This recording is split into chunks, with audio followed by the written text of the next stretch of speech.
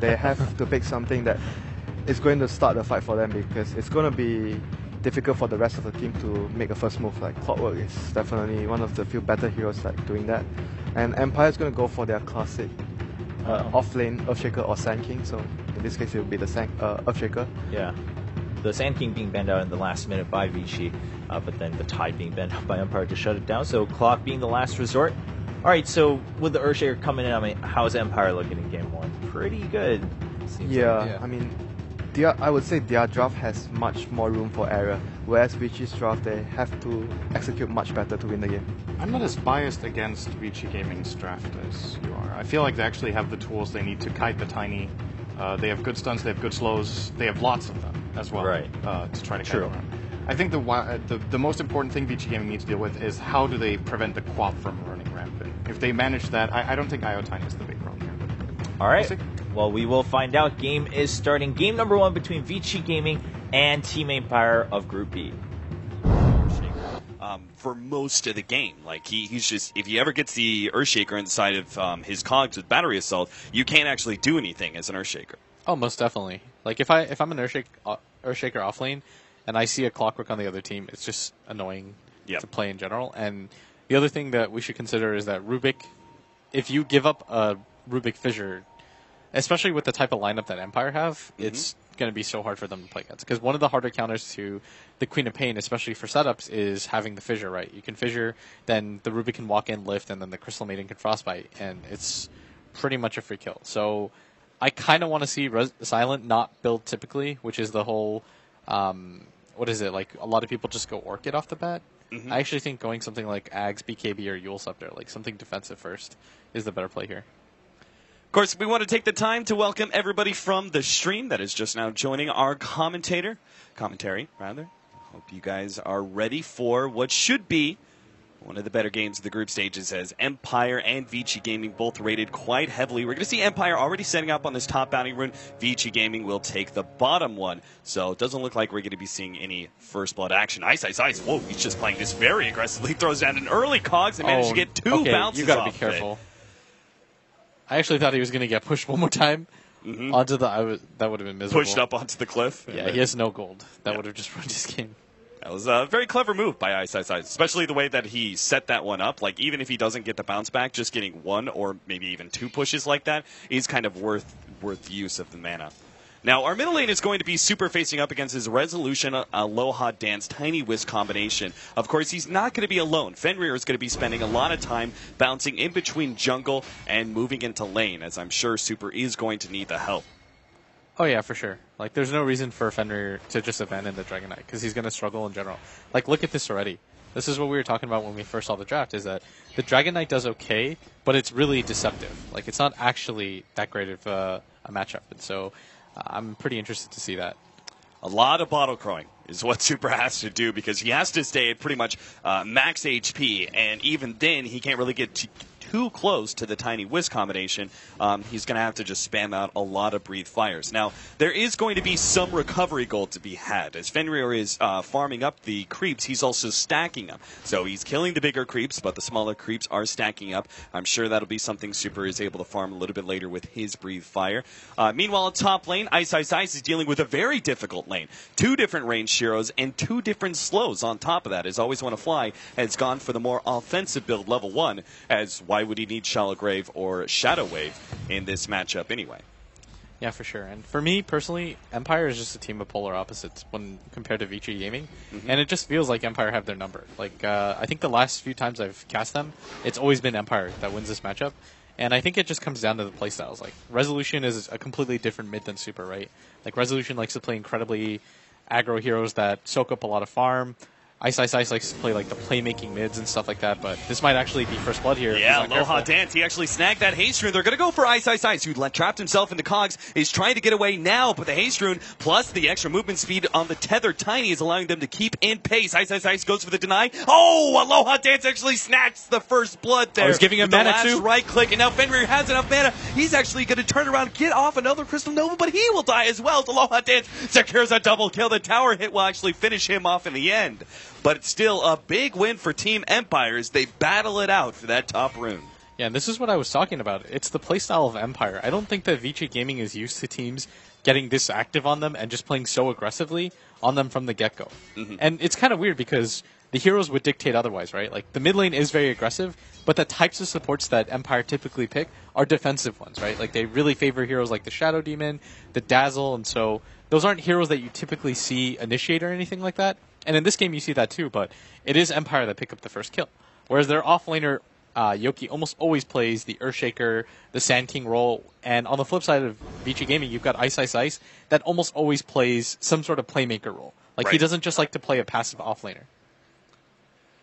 Now, both of these offlaners are going to be having a pretty difficult time. As you already mentioned, Ice Ice Ice is dealing with Queen of Pain plus even the Dazzle. Pretty obnoxious there. The Earthshaker, very dangerous matchup for him as well with the Gyrocopter.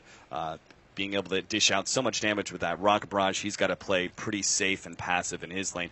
You could already see he's heading back to base. He figures, you know what, I'm already low on HP. I have no mana left. And that's really how he's going to get probably half to, if not maybe 3/4 of his CS is through some Fisher spam. So he's going to head on back to base and will return with a TP perhaps.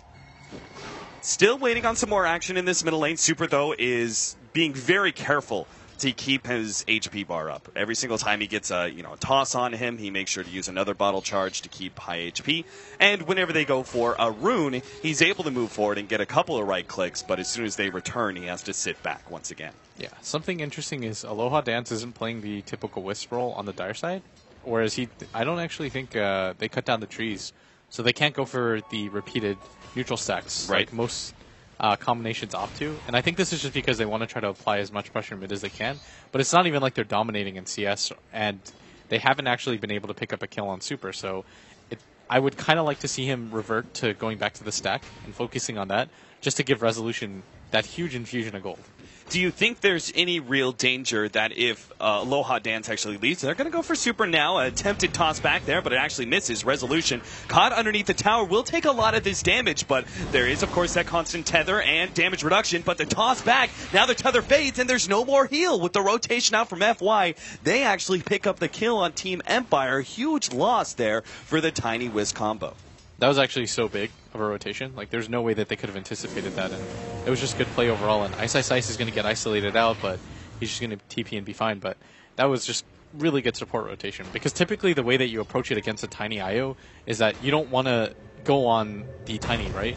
But they just did it in such a way that there was no response possible, and Resolution forced down to this bottom lane, but they don't even get the kill on him, and so this is just wasted time. Yeah, kind of weird rotation. They must have thought they were going to be able to get a combo on Gyrocopter, maybe even toss him back underneath the tower, but it just was not going to work out for them. So he makes his way back to the middle lane, where Super is now sitting at a much more comfortable 17-3 on CS, while Resolution sitting slightly above him, 22-7. Comparing the Queen of Pain and the Gyrocopter, Gyrocopter is slightly ahead, but the Queen of Pain has many, many more denies. As the Gyrocopter, I think, has spent some of his time even pushing the wave into the tower. Now the top lane, Ice Ice Ice, really trying to control the runes as much as possible, but Aloha Dance is still able to snag a big one. Regeneration for the Wisp. You have to still contest runes and stuff like that. Like, you have to absolutely continue to apply pressure so that both supports have to rotate in, or they just feel scared. And Resolution follows him every single time to do that. And so I think it's just a good plan by him, because there's not a whole lot he can do in this top lane, Ice Ice Ice, once he's against a Queen of Pain that has the levels on him. And the Queen of Pain's also going to pick up a bottle now, and so the lane's going to get even more difficult for him.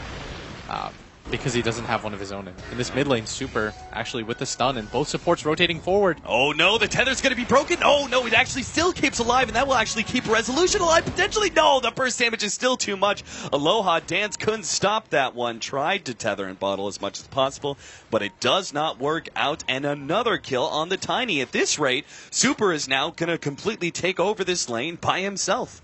Yeah, this is so significant because Vici Gaming are just waiting for Resolution and the Tiny, or the Aloha Dance, to just get antsy, and they're forcing engagements way past where they can. And so you're seeing them just get a little bit too jumpy. Like, they should be relaxing, just focusing on farming. A three-man smoke up, how TP to the this tier is so 2 smart. tower. If they get a third kill on Resolution, Empire are going to be falling so far behind. Oh, they're actually sneaking around. They're going to look for the stacks. But now they're going to see there is no stacks. There's no recovery mechanism whatsoever for the Tiny Wisp. And so now looks like they went head up to top lane instead. They just missed the stack. It was actually over there. Oh, dear. Well, they will probably catch Always Wanna Fly, or maybe not, FY. They want Silent. The Cogs push back there on Silent. They are able to control him. The Frostbite is there, and Silent is taken out. Always Wanna Fly. He's going to run himself away ahead of How. Another Rocket Barrage. Always Wanna Fly drops low, and the burst damage of the rocket was enough to finish off the Dazzle before a Shallow Grave could come out. Yeah, and right now, Vici Gaming are just playing so well with each other. Like, they're just creating opportunities constantly. There was a time period, I feel, where Vici were actually struggling to make things happen around the map. It felt like their movements were a little too forced. But going for that 6-minute rotation into the jungle just to find stacks, and then they come away with the kill on the safe laner and the 5-position support is absolutely key. And the fact is that the Dragon Knight itself hasn't even been slowed down that much. How the first relocate comes in, and How does get picked off. Ice quick to pop the Cogs and will be able to TP away. Looks like Resolution still wanted to find more. Superman's up. He goes for Always Wanna Fly, trying to target him now, knowing that the relocate back was going to be coming in, and that means no more support from the Tiny. Always Wanna Fly gonna tick out here potentially. Nope. He is good. No. Finally the poison got to him. They tried to heal him up, but the bottle was not enough HP. So the Tier 1 tower at the top lane will now fall, and Empire very rapidly falling behind in net worth and experience. It's actually insane how good Vici Gaming are rotating right now. Like, their rotations aren't obvious at all, but they're still making them. That smoke gank into the jungle to pick off the safe laner, the fact that both supports are rotating like they are, Yoki. and even this bottom gank. Yeah, he's caught out entirely. Yoki, he's going to turn around, throws out the Fisher, but not even that lands. Very sneaky setup from How, throwing out the call down first. Yeah, now they're finally starting to do some stacks, but they do have one decently sized stack to go to, but it's not even like Resolution is very farmed in comparison to the Dragon Knight. The Dragon Knight has 3 kills and a tower, despite being dual laned against one of the more fearsome dual lane combos, and